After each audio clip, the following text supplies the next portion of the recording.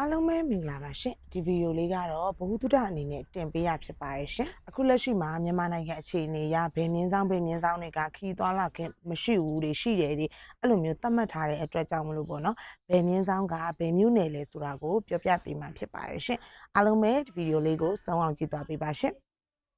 တစ်မြင်းဆောင်ဆိုလို့ရှိရင်တော့ကချင်ပြည်နယ်ရပဲဖြစ်ပါတယ်နှစ်မြင်းဆောင်ဆိုလို့ရှိရင်တော့ကယားပြည်နယ်ပါသုံးမြင်းဆောင်ဆိုလို့ရှိရင်တော့ကရင်ပြည်နယ်ပါရှင်လေးမြင်းဆောင်ဆိုလို့ရှိရင်တော့ချင်းပြည်နယ်ပါငါးမြင်းဆောင်ဆိုလို့ရှိရင်စကိုင်းတိုင်းဒေသကြီး6မြင်းဆောင်ဆိုလို့ရှိရင်တော့တနင်္သာရီတိုင်းဒေသကြီး9မြင်းဆောင်ဆိုလို့ရှိရင်တော့ပဲခူးတိုင်းဒေသကြီးပါရှင်10မြင်းဆောင်ဆိုရင်တော့မကွေးတိုင်းဒေသကြီး9မြင်းဆောင်ဆိုရင်တော့မန္တလေးနေပြည်တော်ဖြစ်ပါတယ်10မြင်းဆောင်ဆိုလို့ရှိရင်တော့မွန်ပြည်နယ်ပါ17မြင်းဆောင်ဆိုလို့ရှိရင်တော့ရခိုင်ပြည်နယ်ပါရှင်စနစ်မြင်းဆောင်ဆိုလို့ရှိရင်တော့ရန်ကုန်တိုင်းဒေသကြီးပါ73မြင်းဆောင်ဆိုလို့ရှိရင်တော့ရှမ်းပြည်နယ်ပဲဖြစ်ပါတယ်14မြင်းဆောင်ဆိုလို့ရှိရင်တော့အေရဝတီတိုင်းဒေသကြီးပဲဖြစ်ပါတယ်ရှင့်တစ်ကနေပြီးတော့14အထိပဲရှိပါတယ်เนาะမြန်မာနိုင်ငံမှာမပုတ်တင်မြင်းဆောင်တွေကကြတော့တစ်ကနေပြီးတော့14အထိရှိပါတယ်ဘယ်မြင်းဆောင်ကဘယ်မျိုးနယ်လဲဆိုတာကိုပြောပြပေးသွားတာပဲဖြစ်ပါတယ်ရှင့်ဗီဒီယိုလေးကိုစောင့်အောင်ကြည့်ပေးတဲ့အတွက်ကျေးဇူးအများကြီးတင်ပါတယ် like and share လေးလည်းလုပ်ပေးကြပါပြီးတော့ရွှေမိုးသက်ရဲ့ TikTok အကောင့်ကိုလည်း follow လေးတွေလုပ်သွားပေးကြပါရှင့်ကျေးဇူးအများကြီးတင်ပါတယ်ရွှေမိုးသက်ထိုင်းမြန်မာခီးတဲ့ပို့ဆောင်ရင်းနဲ့ပုံစီပို့ဆောင်ရပါရှင့်